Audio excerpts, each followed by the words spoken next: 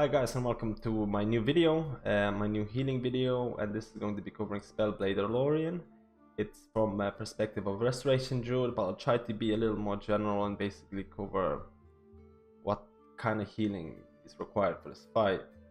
I will cover some of the cooldowns that will be from perspective of a Resto Druid though.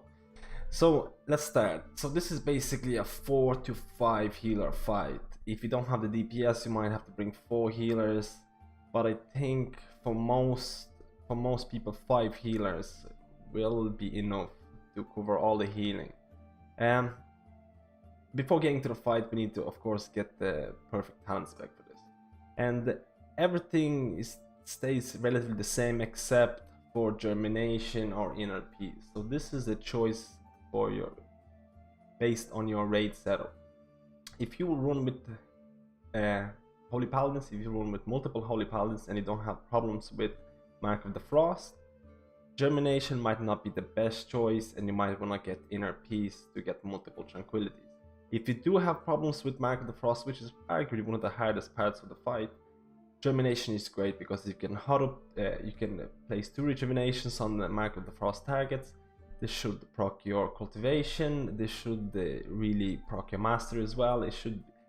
It's the best choice if you do have problems with that. This fight gets quite boring because it has 3 phases, and after you complete those 3 phases, you get to do those phases all over again. So it's basically Blizzard decided to prolong this fight because they couldn't come up with anything new. I don't know, after a couple of tries, you'll probably know that this is quite mana intensive. You're probably gonna have the most mana problems here, especially if you're running with germination. So you need to make sure to use a Laythorn potion, and I'll tell you it's the best place to use it anyway. So it has the 3 phases. He has the Frost phase, then he has the Fire phase, and then he has the Arcane phase. The hardest parts can be the Frost phase, with the raid members will get Mark of the Frost. They usually will have to get around 10 stacks. Those 10 stacks deal considerable amount of damage, and it can actually lead to a lot of deaths.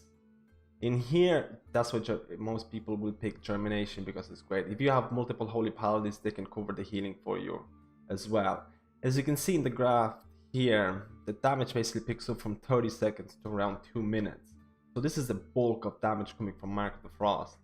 If you not having problems with healing them, you could use inner peace, and you could use tranquility at around 1 minute, because then you can use tranquility at the Arcane phase, which requires a healing cooldown, which can be cast while moving, and basically only Resto Shamans, Mistweaver Monks, and Resto Druids can do this, and Resto Druids arguably have the best raid cooldown. So most likely a Resto Druid should mandatorily use its tranquility at 3 minutes for the Arcane phase.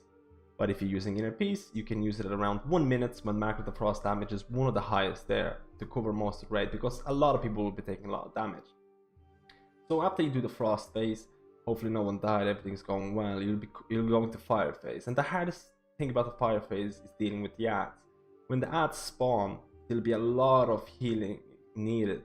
This is a great place to have a healing cooldown here as well. If you're running a shaman or anything like that, you can use any healing cooldown here, should be fine. Make sure to interrupt that so no one gets one-shotted. It might be also worth popping personals here just in case. After you deal with the fire adds, you have the Arcane orbs. So this is the Arcane phase. Arcane orbs might sound quite easy to dodge, but they can actually really block you off, and if you don't have a blink, you don't have a displacer beast, you can really be screwed here. So you need to make sure to not stack, stay away from everyone else, and try not to be blocked off.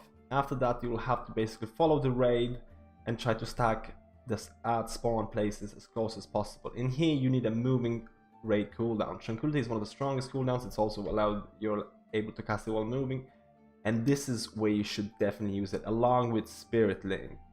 Spirit Link is mandatory here. Shaman is basically mandatory here. You'll have very hard time surviving without Spirit Link. After you dealt with the adds from the Arcane phase, you should use your Laythorn potion, because this is the best place to do it. And guess what's the rest of the fight? Rinse and repeat. The exact same thing all over again. So when I mentioned it is quite mana intensive, you want to finish that phase at around 50% mana.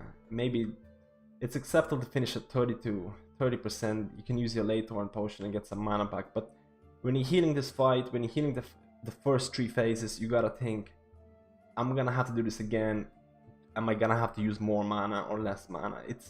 It's basically judging, but most of the time I did have a lot of mana issues, so you need to keep an eye on that.